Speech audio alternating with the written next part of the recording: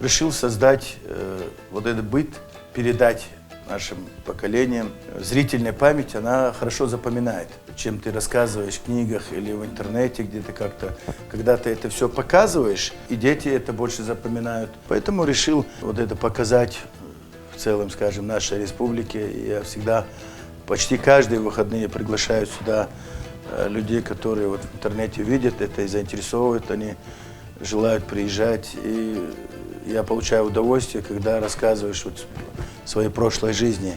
И также нет ни одного человека, я уверен, в этой республике, который не прошел воспитание вот в таких домах, именно вот в этом быту.